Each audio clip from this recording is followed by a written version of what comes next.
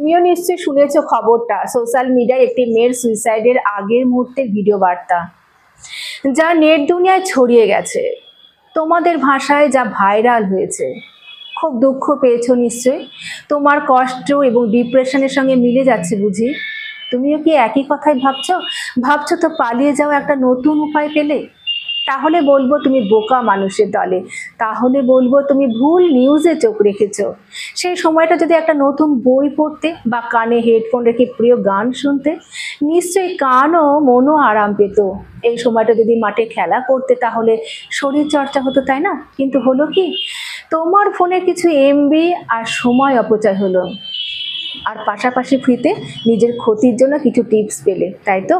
মেয়েটির ভিডিও বার্তা এবং চোখের জল হয়তো প্রমাণ দেয় তার কষ্টের ওজন অনেক বেশি ছিল। দুঃখ প্রকাশের আবেগ সে নিয়ন্ত্রণ করতে পারেনি। সে হয়তো ভাবছিল সাংসারিক অশান্তি, স্বামী, মা বাবা, আত্মীয় স্বজনের প্রতি তার ক্ষোভ, দুঃখ মানুষের মাঝে বহিঃপ্রকাশ করে নিজেকে একটু শান্তি দিতে পারবে। আর সেই শান্তির জন্য তার একমাত্র পথ মনে হলো আত্মহত্যা। এটা আদৌ কি কোনো বিজ্ঞানসম্মত ভাবনা? কোটি কোটি মানুষের কাছে পৌঁছেছে সেই ভিডিও। বোকা মানুষের দল ভীষণ প্রয়োজনীয় হেডলাইনের মতো তা শেয়ার করেছে নিজেদের সোশ্যাল মিডিয়ার পোস্টে আর ছড়িয়ে দিয়েছে মানুষের মধ্যে। এই ঘটনায় কি মেসেজ দিল মানুষকে? কি শিখবে নতুন প্রজন্ম? মনে রেখো, জীবনে কিছু বিষয়কে প্রাইভেসিতে রাখতে হয়। মানুষের মধ্যে তা বিজ্ঞপ্তির মতো ছড়িয়ে দিলে শেষে দেখবে নিজেরই ক্ষতি হচ্ছে, পরে অনুশোচনা হবে। তাছাড়া খোঁজ নিয়ে দেখো, সবার জীবনেই কম বেশি দুঃখ, হতাশা, ডিপ্রেশন থাকে। কেউ প্রকাশ করে, আবার কেউ নিজের মধ্যে আটকে রাখে। এখানে কিছুটা প্রমাণ হয় কে কতটা ম্যাচিওর। জীবন মানে শুধু জিতে যাওয়া নয়, শুধু জয়ের আনন্দ উপভোগ করা নয়, হেরে গিয়ে হতাশায় আত্মহত্যার আশ্রয় নেওয়া নয়। সমস্ত প্রতিকূলতাকে অতিক্রম করে বারবার উঠে দাঁড়ানোই হচ্ছে জীবন। জীবনের প্রতিটা পথ কি সমতল হয়? মাঝে মাঝে ভঙ্গুর পথ অতিক্রম করতে হয়। এই সবই তো জীবনের অংশ। তা না হলে আমরা কিভাবে সভ্যতার উন্নত জীব হব? পৃথিবীতে যেমন হেরে যাওয়ার গল্প আছে, তেমন খুব হেরে যাওয়া মানুষের জিতে যাওয়ার গল্প আছে। কত বিকলাঙ্গ মানুষ আছে যাদের চোখ নেই, হাত নেই, কারো পা নেই, অথচ তারা মনের জোরকে প্রশ্রয় দিয়ে প্রতিকূলতার সাথে লড়াই করে ইতিহাস গড়েছে। আমরা সেই গল্প কেন পড়ি না? সোশ্যাল মিডিয়া কেন এই গল্পকে ছড়িয়ে দেয় না মানুষ? শোনো, জীবনকে ভালোবাসতে হবে। যে কোনো পরিস্থিতিতে বেঁচে থাকার জন্য যথার্থ আশ্রয় খুঁজতে হবে নিজেকেই। খুব সহজে তো অলস এবং বোকারাই পালিয়ে যায়। সবকিছু সহ্য করে যারা টিকে থাকে, তারাই কিন্তু প্রকৃত যোদ্ধা। খোঁজ নিয়ে দেখো, তোমার থেকে অনেক বেশি দুঃখে থাকা মানুষটা শুধু বেঁচে থাকার জন্য লড়াই করছে।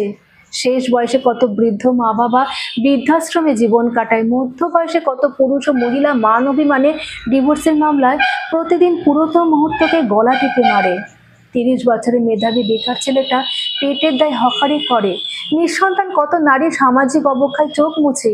কেউ বা জীবন যুদ্ধে টিকে থাকতে খারাপ পাড়ায় প্রতি রাতে শরীর বেঁচে হাজার নিচ্ছে। কলেজ বেলায় প্রেমিক প্রেমিকা হারানো কষ্ট, বুকে পাথর জমিয়ে রাখে কত তরুণ তরুণী। এমন হাজারো মন খারাপের উদাহরণ জীবনের অলিতে গলিতে নিঃশব্দে চোখের জল মুছে। আসলে এই সোশ্যাল মিডিয়া আমাদের একটা বাজে অ্যাডিকশন হয়েছে। আর সব থেকে খারাপ বিষয়গুলো হলো ক্ষতিকর টপিকগুলো আমাদের চুম্বকের মতো টানে। আমরা বোকার মতো ঝাঁপিয়ে পড়ি। জীবনে চলার পথে ওঠানামা আসবে, হতাশা বা ডিপ্রেশন আসাটা অস্বাভাবিক নয়। সব কিছুকে অতিক্রম করে সামনে এগিয়ে যায় কিন্তু জীবন। কত গাছের পাতা তো ঝরে যায়, বৃষ্টিতে আবার নতুন পাতা সবুজ হয়ে ওঠে গাছ। উঠতে না পারা ডানা ভাঙা পাখিটাও প্রতিদিনের চেষ্টায় আবার খোলা আকাশে আনন্দে উঠতে শিখে যায়। আর আমরাও মানুষই পারবো না? তাই হয় নাকি?